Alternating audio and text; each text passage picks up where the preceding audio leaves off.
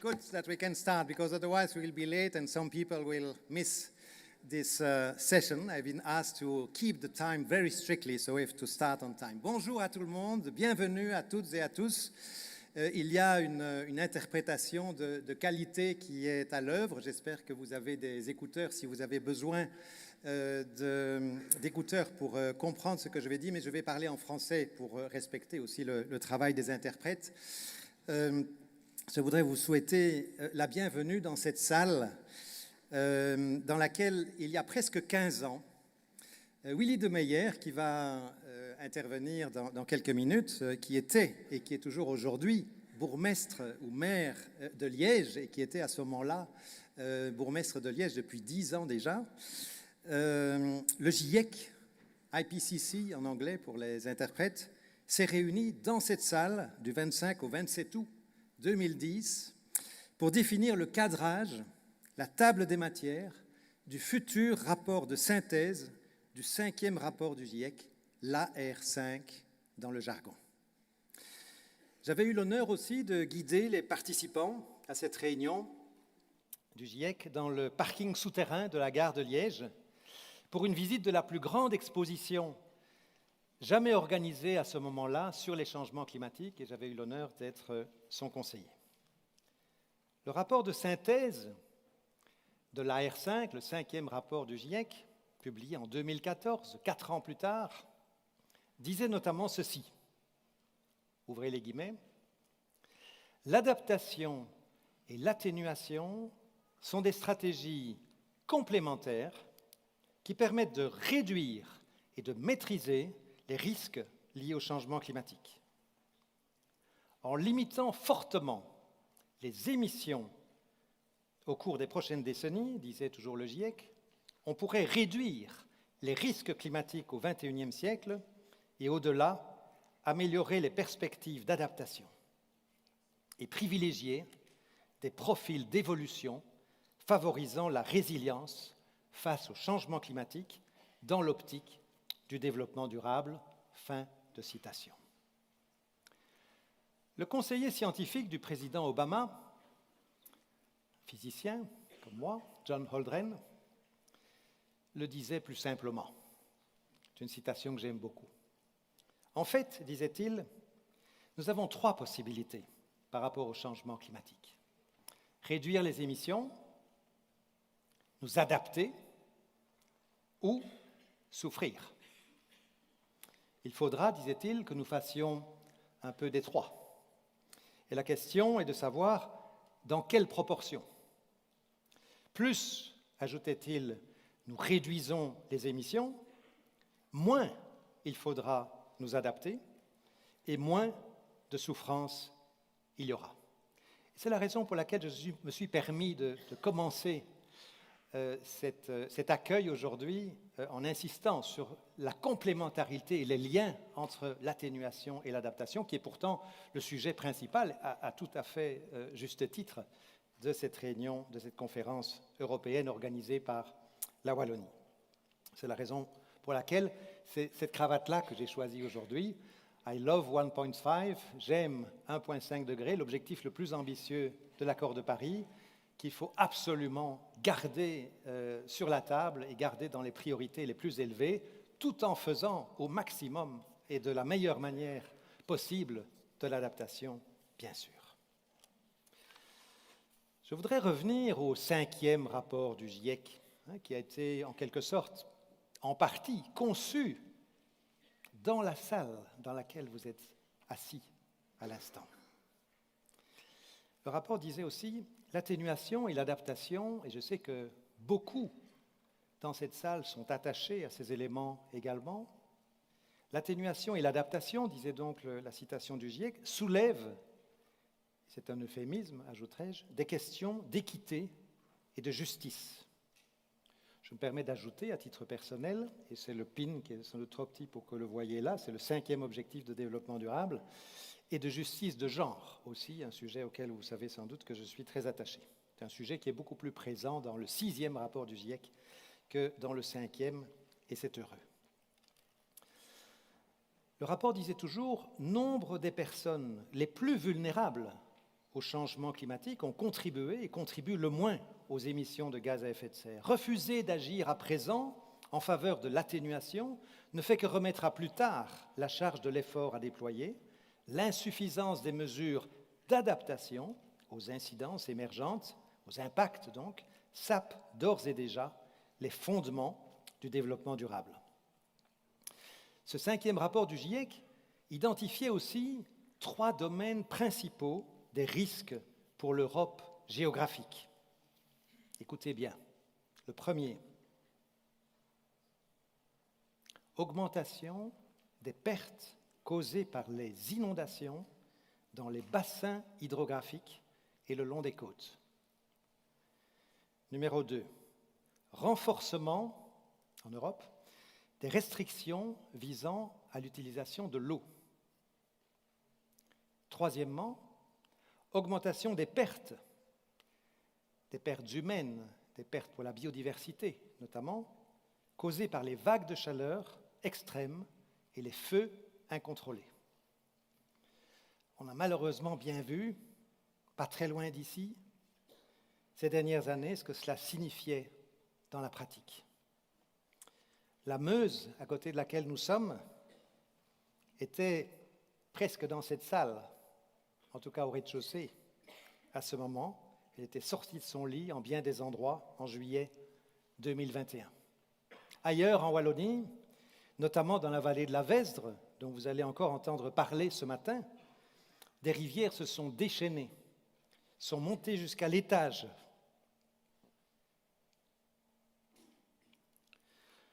Dans des maisons que j'ai vues, c'est pour ça que je suis un peu ému, excusez-moi, où sont décédées des dizaines de personnes.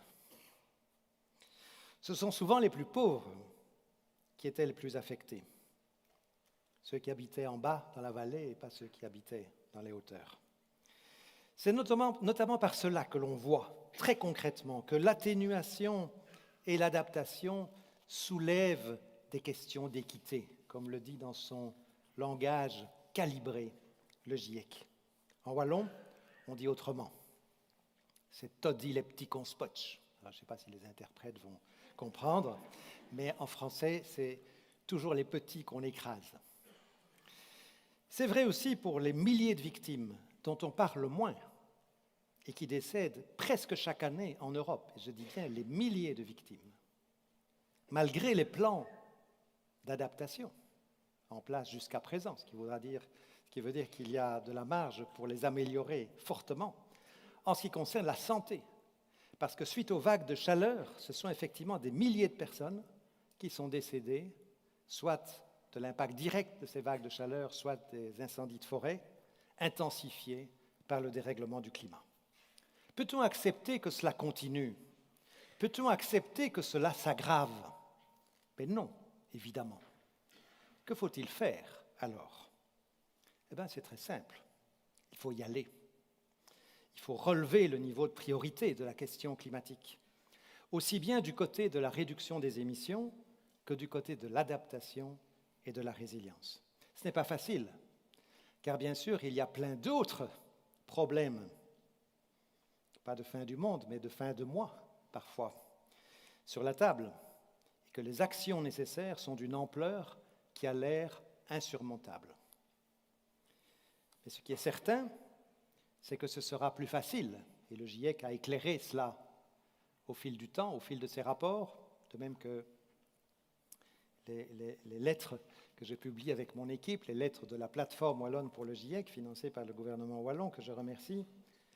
Il est clair que cela coûtera beaucoup moins cher à terme si on fait face à la réalité, si on ne reste pas seul dans son coin à agiter les bras ou à se lamenter. Il est indispensable en la matière de sortir des silos, les silos de toutes sortes, les silos disciplinaires, notamment ceux entre les disciplines que j'appelle parfois celles des sciences inhumaines, comme la mienne, la physique, ou les sciences inexactes, qu'on appelle parfois les sciences humaines. C'est évidemment une taquinerie.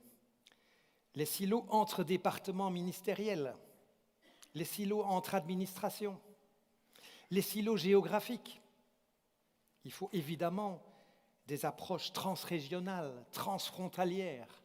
L'eau, l'air ne connaissent pas les frontières, la biodiversité non plus. Et si on fait cela, on pourra tirer parti de bien des synergies qui vont rendre les efforts nécessaires plus faciles. Il faut intégrer l'adaptation et l'atténuation dans un cadre plus large, notamment celui des objectifs de développement durable. Enfin, il faut collaborer. Il faut collaborer entre niveaux de pouvoir, entre acteurs étatiques et non étatiques qui sont au cœur de la rencontre de ces 2 jours, entre secteur public et secteur privé, entre individus et collectivités et organisations non gouvernementales, entre jeunes et moins jeunes, ces jeunes qui nous ont accueillis il y a quelques minutes. Et je ne sais pas si vous avez vu, mais l'une d'entre elles avait sur son dos une inscription qui disait, et je l'ai écrit, j'ai du mal à me relire, ce n'était pas pour vous distraire, ce n'était pas pour vous distraire qu'ils étaient là. Je les remercie. Je les ai invités d'ailleurs à la journée que j'organise mardi à Trainworld à Bruxelles sur Jeunes et Climat, et vous êtes tous bienvenus, au moins en ligne, parce qu'il y aura beaucoup de monde. Si vous êtes intéressés, demandez-moi. Il faut travailler aussi avec la nature, et non contre la nature, qui aura, il faut le reconnaître, il faut l'accepter, de toute façon, le dernier mot. Vous savez, les juristes sont très forts, les femmes politiques et les hommes politiques sont très forts.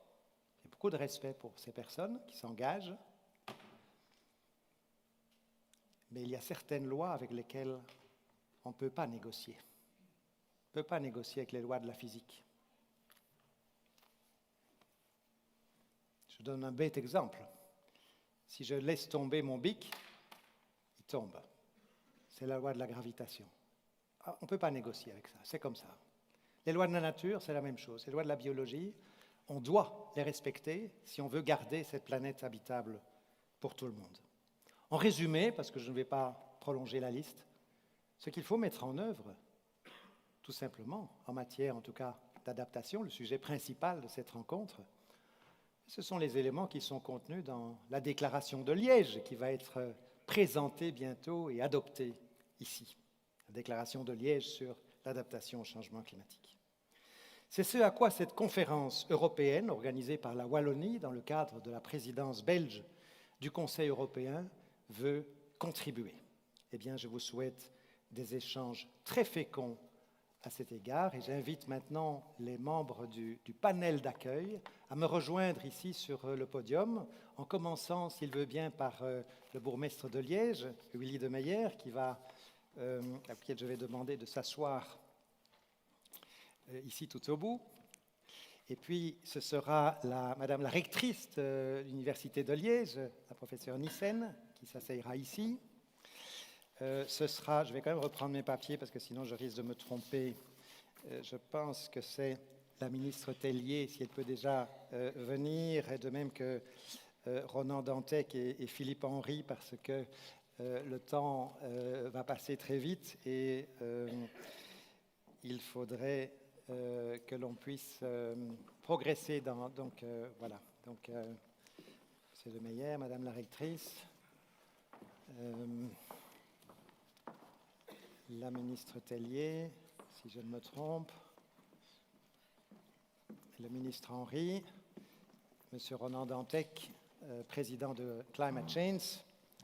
Et est-ce que j'ai oublié quelqu'un? J'espère que non. Il y a des interventions par vidéo aussi, et peut-être que je m'asseyerai à un moment donné, donc ne vous inquiétez pas pour les photos. Voilà, je vais laisser la parole, je vais céder la parole au bourgmestre de Liège pour son intervention d'accueil.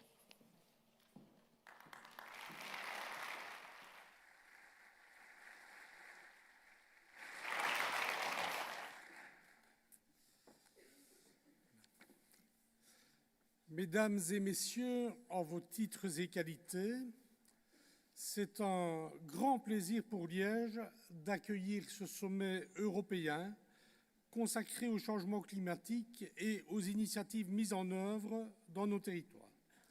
Et c'est aussi un honneur pour moi d'être, en quelque sorte, le porte-parole des villes et communes, le porte-parole, le représentant des territoires.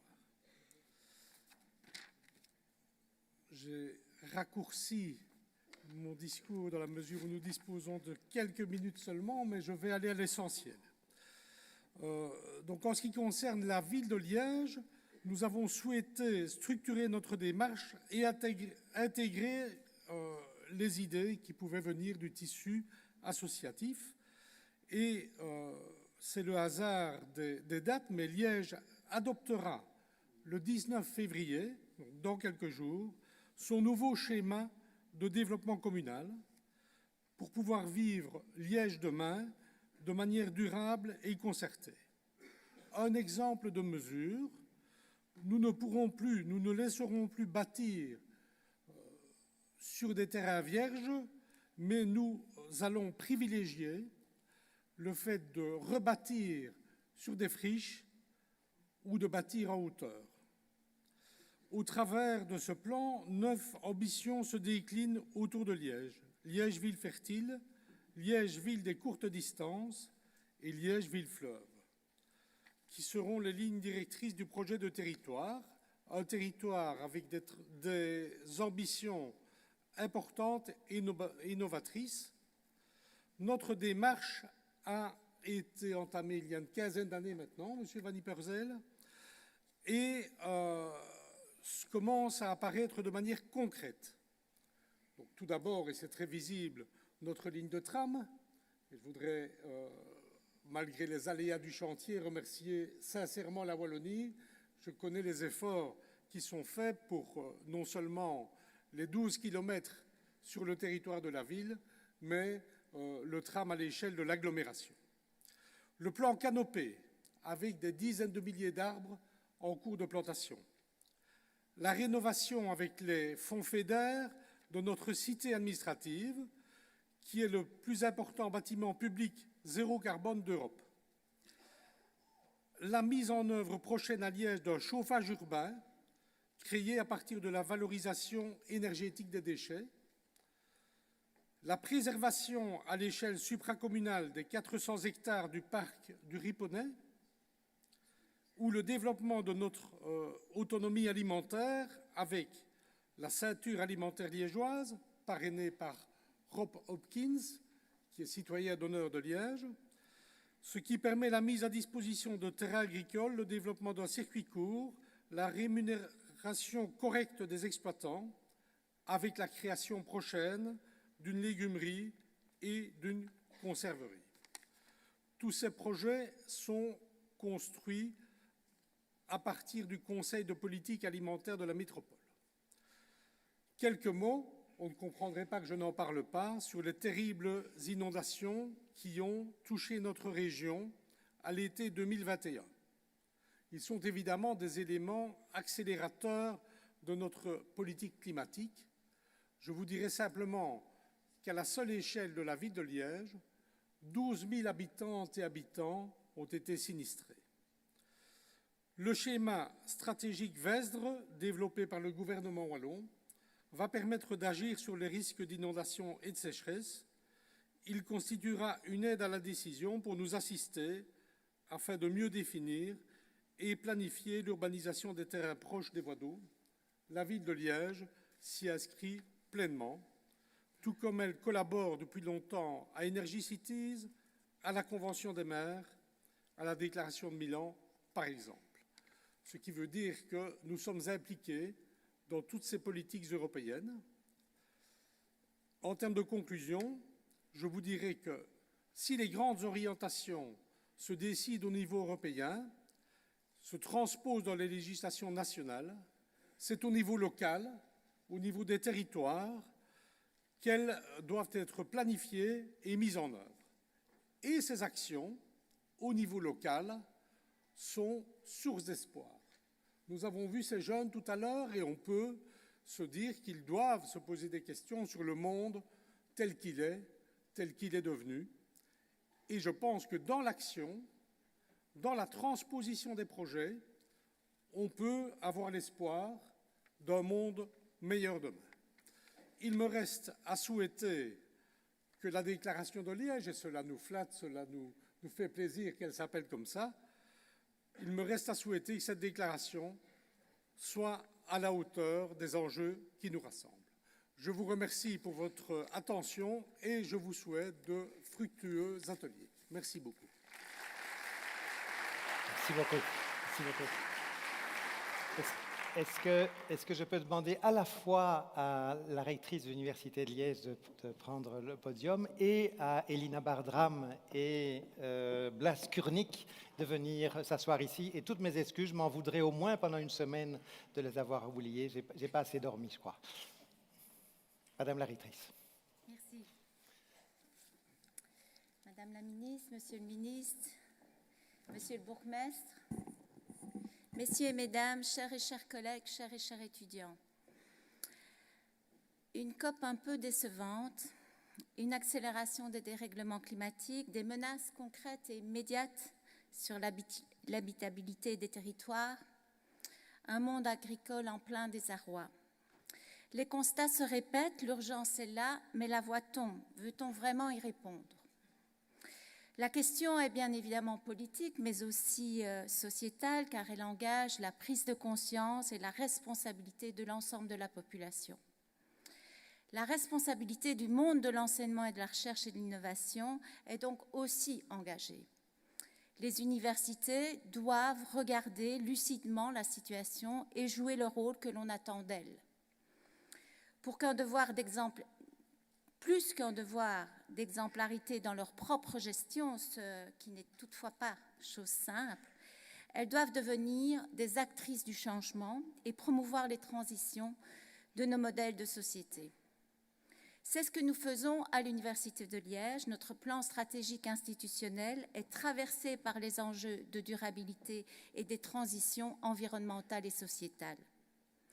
Je citerai 2 exemples pour vous en convaincre s'il le fallait. Le premier en enseignement.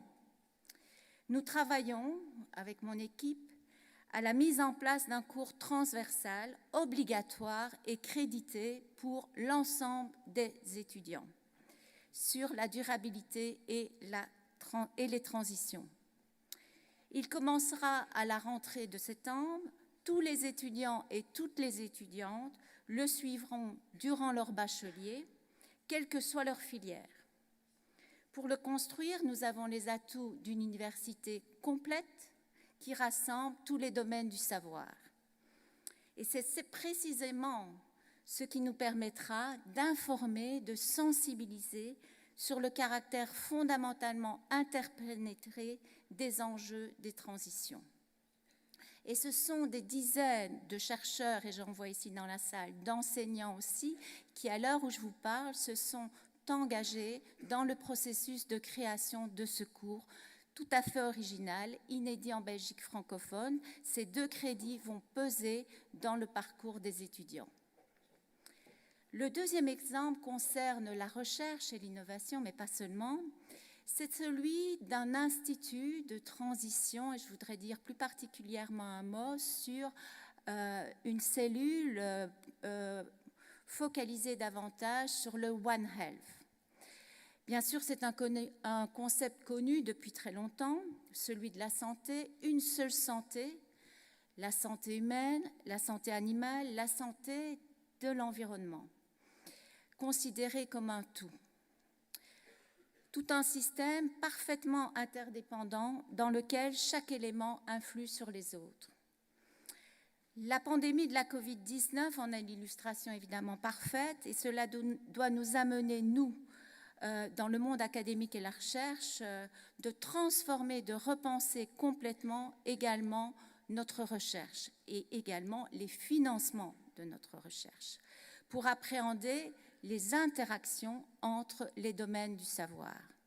Et dans ce domaine aussi, l'Université de Liège avance à la faveur de la multidisciplinarité remarquable avec ses centres de recherche, le GIGA, le FARA, le TERA, le CEDEM également, donc avec les facultés de médecine vétérinaire, les sciences agronomiques, les sciences du vivant, mais aussi toutes les dimensions techniques et technologiques, juridiques, économiques et sociales.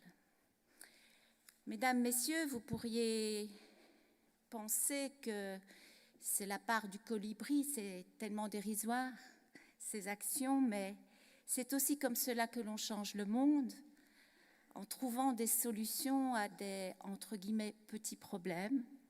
Pour reprendre les mots d'Esther Duflo, notre nouveau docteur honoris causa de l'Université de Liège, que nous aurons le plaisir d'entendre, d'accueillir et d'entendre en mars prochain.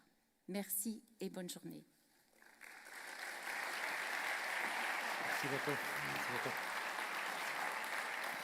Voilà, j'ai le plaisir maintenant d'inviter le ministre Philippe Henry, qui est vice-président du gouvernement de la Wallonie, ministre du climat, de l'énergie, de la mobilité, de la ruralité et du bien-être animal, ce qui montre que parfois, il est possible d'avoir des groupes de compétences que l'on peut alors intégrer, ce qui est utile dans le contexte dans lequel nous sommes. Monsieur le ministre, à vous. Merci beaucoup, Mesdames, Messieurs, chers amis, ladies and gentlemen. For the first time in history, global temperature has been 1.5 degrees higher than pre-industrial period during 12 months consecutively. Urgency is there, action is needed for mitigation and also for adaptation. That's why I am particularly pleased to welcome you in Liège in this very first European summit dedicated to adaptation with my colleague Céline Tellier and our partner Climate Change. I am certainly very happy to welcome so many partners from civil society and local authorities from Wallonia, Belgium, and all over Europe. It is my great honor to host this important summit that gathers a great diversity of non-state players, such as researchers, businesses, trade unions, the non-profit sector, young people also, and local authorities. For a long time, we have been warned about the risks that would affect our territories. But in recent years, as the European Environment Agency report shows, the material and human damage has accelerated. Today we remember, and certainly when it rains much these days too, the catastrophic floods that hit the Liège and Verviers regions in July 2021. We are thinking of the lives lost and of all those affected. In recent years, floods of unprecedented intensity, fires, droughts, and heat waves have affected territories all over the world and throughout Europe. Spain is currently experiencing a severe water shortage in this early February. The European Environment Agency has worked on several scenarios, and whatever the scenario, it is our duty to prepare for major impacts on our territories, our agriculture, our transport and energy systems, and our buildings. Chers amis, à un moment crucial, juste avant le renouvellement des instances européennes, la présidence belge souhaite apporter des réponses à la mesure des enjeux. Ainsi, dans la filière environnement, elle se concentre sur 3 objectifs majeurs: la transition juste, l'économie circulaire et l'adaptation et la résilience. À l'heure où les multiples crises écologiques, les crises économiques, géopolitiques et sociales se renforcent et s'alimentent, nous avons besoin de cohésion, nous avons besoin d'ambition. Au moment où éclatent des colères légitimes, au moment où la tentation du repli sur soi touche de nombreux peuples en Europe et à travers le monde entier, nous avons besoin d'espoir, nous avons besoin de projets, nous avons besoin d'agir ensemble. Mesdames, Messieurs, en préparant ce sommet depuis des mois maintenant, c'est avec un grand bonheur que nous avons vu la mobilisation, l'enthousiasme et la détermination des acteurs européens, de la société civile et des territoires présents aujourd'hui. La détermination des associations, des communautés locales, des entreprises, de la communauté scientifique, des syndicats, des pouvoirs locaux. Aujourd'hui, nous sommes fiers de nos sociétés européennes, tout comme nous sommes fiers de vous accueillir ici, en Wallonie. Nous sommes fiers de la qualité de la préparation réalisée depuis des mois par nos universités, entreprises, villes et communes, associations, syndicats, secteurs associatifs et administrations. C'est une grande joie que celle de l'action, que celle de prendre notre destin en main face aux crises et aux défis qui touchent nos territoires. Aujourd'hui, nous montrons qu'ensemble, nous pouvons réussir, qu'au-delà de ce qui nous sépare, peut-être, nous pouvons travailler ensemble pour assurer un avenir durable à nos territoires. Nous pouvons avancer, nous pouvons accélérer, nous pouvons rassembler. Nous avons entendu les territoires, les mouvements associatifs, les entreprises de toute l'Europe demander une ambition forte pour continuer à verdir l'Europe. Nous avons entendu les acteurs demander d'avant toute chose nous battre pour chaque dixième de degré que nous n'aurons pas à subir. Nous les avons entendus demander une plus grande coordination à travers le continent. Nous avons entendu les acteurs demander une prise en compte spécifique de la question du genre, une attention spécifique pour les personnes précarisées et souffrant de discrimination. Nous avons entendu les acteurs demander un déploiement massif des solutions basées sur la nature. Aujourd'hui, fort de l'expérience des acteurs de Wallonie et de toute l'Europe, nous allons, à travers pas moins de 18 ateliers, 36 présentations au Pitch Corner, discuter de façon détaillée des futures politiques européennes en matière d'adaptation. Nous réfléchirons par exemple aux risques en cascade, aux nouveaux risques et à l'information, aux assurances, à la végétalisation des villes, aux défis pour les entreprises, à l'adaptation des bâtiments, des systèmes de transport, des systèmes énergétiques. Aujourd'hui et bien au-delà, ce sera pour nous toutes et tous une belle réussite. Je vous souhaite un excellent sommet et de fructueux échanges. Merci beaucoup, Monsieur le ministre. Merci. Je vais céder la parole maintenant à une autre ministre qui a aussi un portefeuille étendu et qui a aussi l'occasion de combiner différentes compétences. Céline Tellier, ministre de l'Environnement, de la Nature, de la Forêt, de la Ruralité et du Bien-être animal en Wallonie. Madame la ministre, à vous la parole. Merci beaucoup, mesdames et messieurs, représentants des autorités des institutions européennes, mesdames et messieurs les représentants des niveaux de pouvoir fédéral, régional, madame la rectrice, monsieur le bourgmestre, chers experts, chers partenaires, mesdames et messieurs en vos titres et qualités. Avec mon collègue Philippe Henry et notre partenaire Climate Change, je suis moi aussi particulièrement heureuse de vous accueillir ici à Liège pour ce tout premier sommet consacré à l'adaptation et surtout aux nombreuses solutions que nous offre la nature pour celle-ci. À l'heure où nous parlons, de nombreux concitoyens ont la peur au ventre. La peur au ventre en voyant tomber la pluie encore et encore, car la Wallonie et singulièrement ici, Liège, ont payé un lourd tribut au changement climatique. À l'entame de ce sommet, mes pensées vont donc d'abord à la jeune Rosa, 15 ans, mais aussi à Maude, André, Roger ou aux 39 personnes qui ont perdu la vie lors des dramatiques inondations qui ont dévasté notre région en juillet 2021. Et plus spécifiquement ici, dans la toute proche vallée de la Vesdre et la province de Liège. Le Palais des Congrès qui nous accueille aujourd'hui a d'ailleurs été aux premières loges de ces terribles crues. Celles-ci ne sont malheureusement pas les seules manifestations des dérèglements climatiques dont nous ressentons chaque jour un peu plus les effets. Ainsi, partout en Europe, des agriculteurs, des maraîchers voient le fruit de leur travail anéanti par des épisodes de sécheresse à répétition. Chaque année, des dizaines d'hectares de forêt partent en fumée, en proie à des incendies favorisés par de fortes chaleurs et un assèchement des sols. Pour le dire autrement, notre maison brûle. Et désormais, nous le savons, nous sommes vulnérables. Les dérèglements climatiques ne sont pas pour demain, ils sont d'aujourd'hui, d'ici et maintenant, comme partout ailleurs en Europe et sur le globe. Ces dérèglements climatiques, ils nous donnent une grande leçon d'humilité. Comme l'a dit le professeur Van Ypersel tout à l'heure, il est impossible de négocier avec un cours d'eau qui déborde ou avec une terre qui s'assèche. La nature gagnera toujours. Nous pouvons évidemment sans cesse essayer de l'affronter ou en vain de la dompter, ou au contraire choisir de faire alliance avec elle et nous rendre compte des services 100% gratuits qu'elle nous offre pour nous aider à atténuer les effets des dérèglements climatiques et mieux nous y adapter. Car ces solutions existent, elles sont nombreuses, comme vous le verrez durant ces 2 jours. La nature et ses 4,5 milliards d'années de recherche et développement peut nous y aider. Ces solutions, nous les mettons en œuvre en Wallonie depuis 4 ans, à travers la végétalisation de nos villes, à travers des plantations nombreuses qui vous seront présentées ce soir d'ailleurs, à travers une lutte contre la sécheresse, à travers une prévention des inondations ou des canicules. Mais il faut bien sûr faire plus.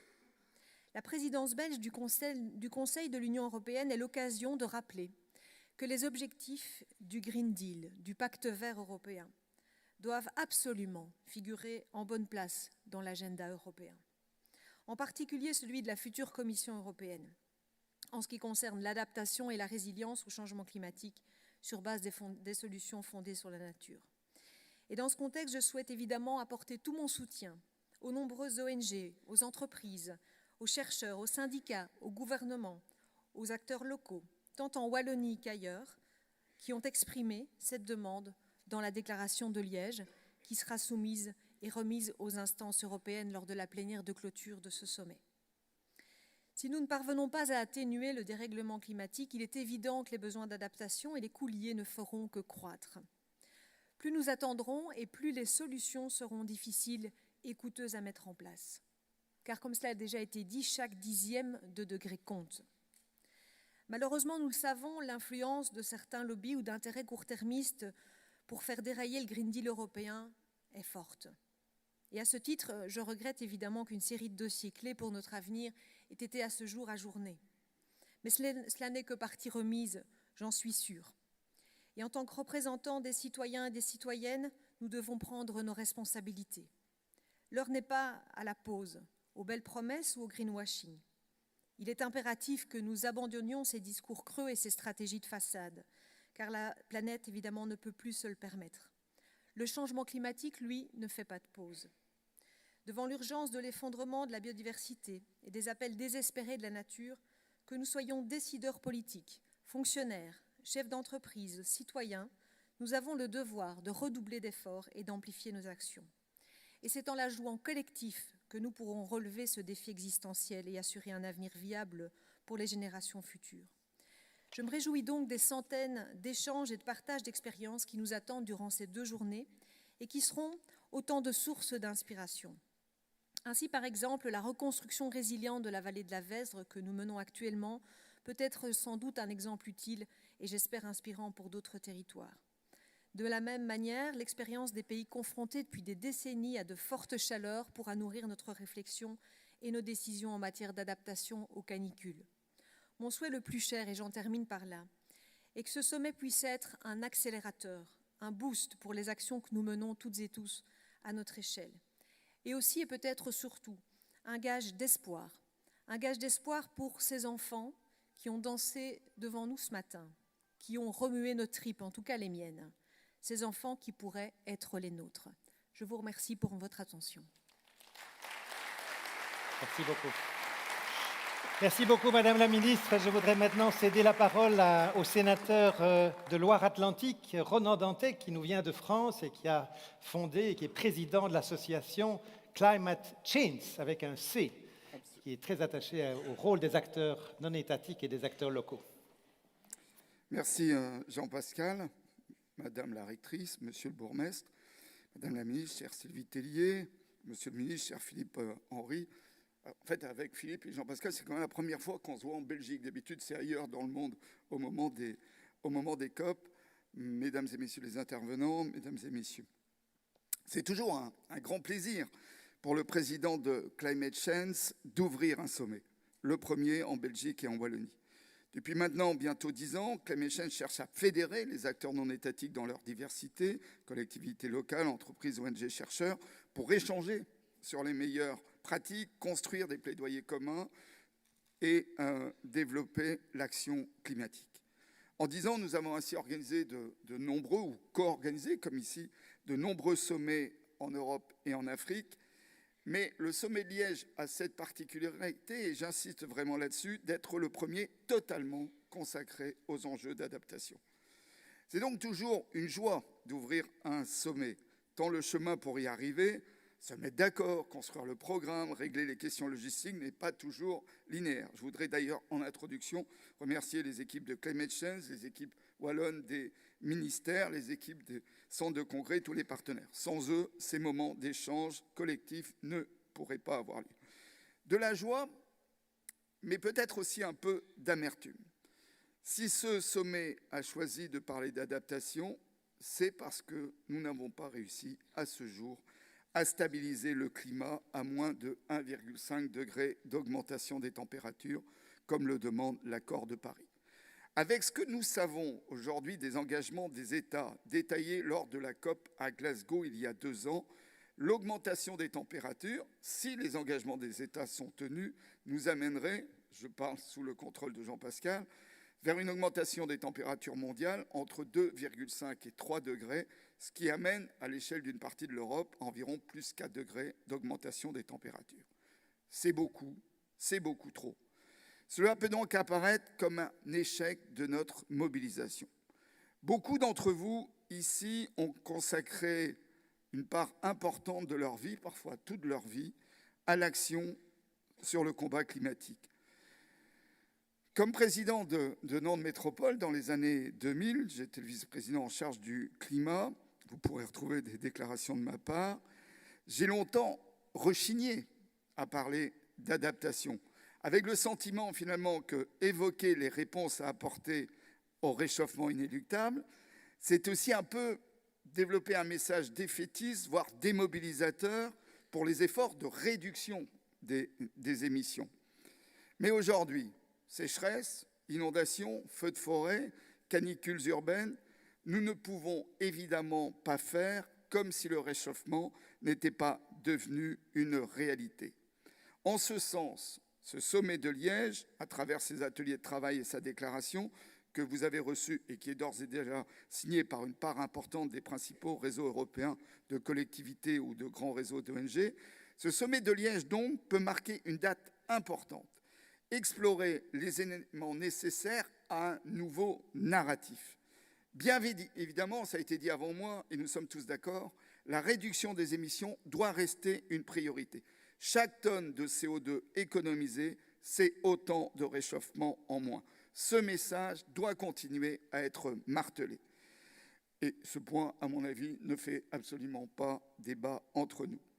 Nous devons continuer à crédibiliser les objectifs du Green Deal, Sylvie Tellier l'a dit, nous mobiliser pour qu'il n'y ait pas de retour en arrière. Mais l'éco-anxiété, nous le savons, qui monte dans la société, le sentiment fataliste d'un monde qui nous échappe sont aussi devenus probablement des freins à l'action. Agir lucidement sur l'adaptation, sans tabou, et en s'appuyant toujours sur les projections du GIEC, doit nous permettre, au-delà de l'enjeu essentiel de la protection des plus fragiles, de maintenir tout un chacun dans un projet commun ambitieux, mariant atténuation et adaptation. Montrer qu'à travers des politiques d'adaptation protectrices et solidaires, nous cherchons à maintenir notre cohésion collective. C'est ainsi garder une société en capacité d'agir aussi collectivement sur l'atténuation et la réduction de notre empreinte carbone. Si nous n'investissons pas le champ de l'adaptation, alors d'autres viendront, qui proposeront aussi des politiques d'adaptation, mais des politiques fondées sur le repli sur soi.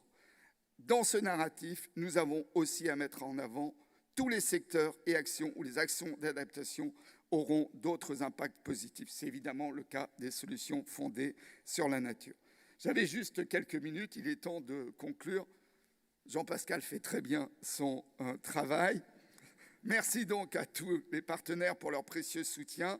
Merci à tous ceux qui sont venus. Nous, au niveau de Climate Change, nous prenons l'engagement de porter demain la déclaration, d'analyser l'évolution des politiques d'adaptation à travers notre rapport mondial. Mais vraiment, très sincèrement, je pense que pour les dynamiques européennes d'adaptation au changement climatique, il y aura un avant et un après ce sommet de Liège. Je vous remercie.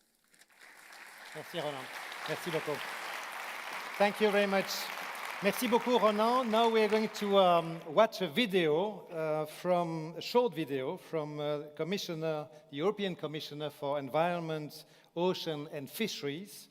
And I hope I pronounce his name right, but he's not there to check, so that's okay. Virginijus Sinkevicius, I think. Could we see the video, please? Ladies and gentlemen, we live in a rapidly warming world. Long time climate records are broken year after year, with 2023 being the warmest year on record. We live in the fastest warming continent. Europe is currently warming twice the global pace, and some parts of Belgium have already passed 2 degrees. In this warming climate, the existing risks are multiplied. And if current trends continue by end of the century, the annual economic losses could exceed 1 trillion euro. It's important to make people aware of these dangers, but it's just as important to pass a message of hope. We need to remember that the worst can still be avoided and find the political courage to bring about change on the ground. Public understanding of these issues continues to grow, but policy implementation is much too slow. There is an urgent need for additional coordinated action that starts with deep and rapid cuts in emissions, but also includes making better use of nature, looking after our existing trees and planting the right ones in the right places are cost-effective solutions. Bologna is leading Europe in planting new trees, with over 2.5 million now recorded.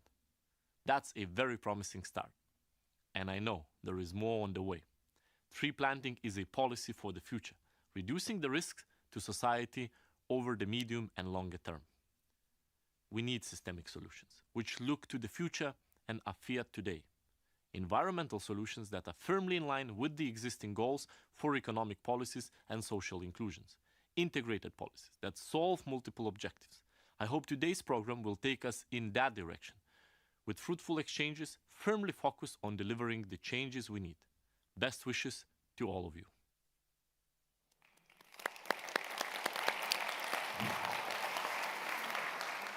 And now I have the pleasure, and my apologies again, to give the floor, and I'll give you 10 seconds more as a punishment for me, to Elena Badram, who is coming from the European Commission. She's the Director for Adaptation and Resilience mostly, but most importantly, maybe in this context, also the Mission Manager of the EU Mission on Adaptation and Climate Change. Elena, you have the floor.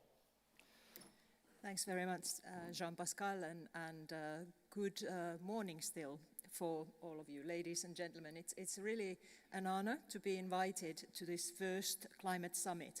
And I'd like to thank Ministers Henry and Teillier for welcoming also the Commission among the speakers who will have the opportunity to talk to you about what we are doing concretely. And I heard very loudly the invitations for the institutions to start doing more on adaptation and to hold the values and the objectives of the Green Deal, European Green Deal, at the center of the European project, despite all the headwind we are experiencing now. I had some speaking points about the climate science and the impacts, but the previous speakers have very elegantly referred to them. Elegant is maybe not the good word. These impacts and phenomena are really dramatic, that they are heartbreaking. They are not also impacts that are only felt by the citizen or felt by the population. These are impacts that are felt by businesses and economic actors, increasingly so. In January, the World Economic Forum published their risk report, an annual report that looks at what is the perception of businesses, what is the perception of investors about the risks prevailing in the world. And no surprise, for the next few years, the main risks are related to populism, they're related to war and geopolitical uncertainties, they're related to the political headwind and disinformation. But among those very prominent risks, you also have climate extremes. And if you look further, if you look 10 years and look at the risks that are identified by these economic actors, for that temporal scope, for that time scale, 5 of the top 10 risks are related to climate change. And that speaks volumes about how important this is, not just for the society, but also our economy. The EU has been leading on climate action. We've been very much working on mitigation. We've been able to reduce our emissions since 1990 by 32.5%, while our economy, GDP-wise, has grown by some 60%. That decoupling has been an example to the rest of the world.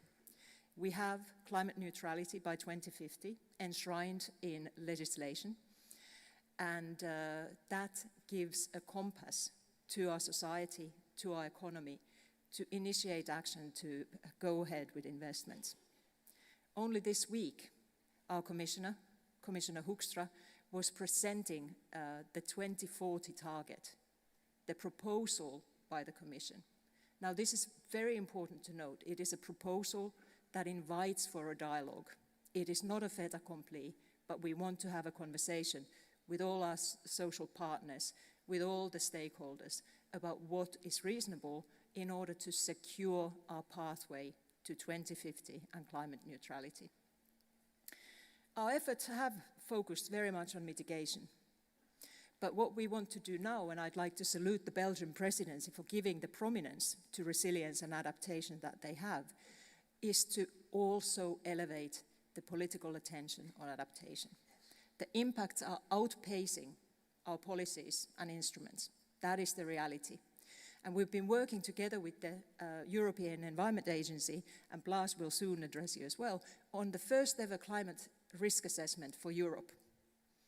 That will be published in just some weeks, before the end of March. And that is not where we stop. The Commission will come out with a political communication, our plan to work on identification of risk owners in the state, in the regulators, those who have the power to act, and identifying solutions and action that can really step up, accelerate the way we're doing things. It will be the very important input for the political debate around the European election. And as ministers have referred to, it is important to give that input to the debate and to the identification of the next priorities for the future Commission. So there is not an accident by the timing, and we'll be working with the Belgian presidents to make sure that this happens. Jean-Pascal referred to collaboration. This is where I think important initiatives such as Mission Adaptation come to play. Mission Adaptation is a Commission initiative funded from Horizon Europe, the research budget, that's intended to really allow local and regional actors, all stakeholders, to better understand the climate impacts, develop their pathways to resilience, and test and deploy solutions. It is truly a collaborative effort that brings together the views and enthusiasm from the local level, where climate impacts are often the hardest, and the regulators who may have the financial means and policy instruments to help them in that action. I will stop here, as I also feel the shadow of Jean-Pascal. But I really, really do hope that today's conversations show how serious, people are getting about putting adaptation, resilience, and risk management ahead of the impacts. Thank you so much. Thank you. Thank you so much. Thank you. Thank you, Elina. And now, last but not least, and with my apologies again, Blas Koenig, who is, responsible for the impact group in the European Environment Agency, and who is very much involved in the assessment that Elina just mentioned. Please. Yeah. Thank you very much, and thanks for being here. It is my pleasure to be here and present to you the European Environment Agency and what we do in the last couple of years. As already mentioned a couple of times, and you've seen probably the news that in the last 12 months, average temperature increased by more than 1.5 degrees, according to the Copernicus services, and this was published earlier Today, in the last 3 years, the economic losses from weather and climate extreme exceeded 50 billion euros annually. And you all remember 2021 floods here around, which were the most devastating flood Europe experienced in the history. Climate hazard interact with non-climatic risk drivers. That's also important. We are also dealing with a lot of other risks like ecosystem fragmentation, pollution, agriculture practices, which are all affecting the social inequalities and threaten European systems, infrastructure, economy, and so on. Like Elina already mentioned, we are working on the first European climate risk assessment, which will come out in the next couple of weeks. And it shows that many climate risks are already at a critical level now, and they will be catastrophic in the next couple of decades, unless we invest more in the mitigation and in the adaptation and cost-effective adaptation actions. Climate risk can cascade from other systems and regions. So Europe, we are not alone in the world, so they are cascading from outside Europe, but also inside Europe from different regions, but also between different, let's say, systems. Like a mega drought, which we can experience, can destroy the critical infrastructure, can actually threat the financial markets and so on. Having said that, the European Union and member states have considerably progressed in the understanding the climate risk, how we are facing it and how we are preparing it. But of course, like Elina already said, climate risks are simply faster than what we can actually do with the policy developments. So it is important that we invest into the climate risks in different parts of Europe, as there are also differences across the Europe, like Southern Europe is a hotspot, coastal regions are the hotspots, and also EU outermost regions are the hotspots, which are actually feeling the climate risk even more than some of us. There is, of course, the difference between the population groups, so more vulnerable than others are feeling more, let's say, the climate risk. Adaptation policy needs to invest also in just resilience and investing into the addressing the inequalities. Adaptation solution needs to be truly social and just. Climate change measures in place do not always benefit all of the societal groups, like the most vulnerable groups have lower access to the green spaces, least able to pay for flood insurance and investing in flood-proofing measures. We also need to enforce, like already mentioned, the human health, like an ecosystem health, because healthy ecosystem means healthy society. And as many member states reported that the human health is the most vulnerable sector to climate change, it is important that we better understand, anticipate, and prevent those impacts and climate risk for the human health. Understanding the growing risk which can affect everyone, can support action and adaptation climate change and strengthen the shared mission to make society more climate resilient. It is also important to invest into the implementation at the local level. As climate risk assessment mentions that many of the climate risks are so-called co-owned, that we need to work together between the EU member states, but implementation of the adaptation is mostly happening at the local level. So it's important that also this local level government is clearly integrated in that. Especially when we are looking in the urban population, like 70% of European population live in the cities, and the cities are affected by heat wave floods as they have a specific morphology, dense infrastructure, and population densities. And this can also make them much more vulnerable to climate change. Local authorities are then very much positioned to address this, and we can learn from the cities as well and upscale these actions which are happening at the local level also into the European level, and basically learn as well from different sectors. Just to conclude, already mentioned a couple of times, it's extremely important that we work together. Sustained political commitments and founding citizen engagement, good governments, sharing of good practices, and peer learning. These are all the effective actions to gather the knowledge and prepare enabling factors to deal with the climate risks, which are already happening and actually will increase even more in the future. And these will lead to true societal preparedness to the future climate risk. With this, I will stop and thank you again for all the attention and also to being here with you. Thank you. Thank you very much. Thank you very much. We're going to make a very small change in the program. Yeah, I'm supposed to hear something, but technically I didn't hear. Sorry, it fell from my ear, so I didn't hear. Sorry. Now I hear. Pardon? Oui, c'est ça. Yeah. Okay, yeah, that's what I thought. Sorry.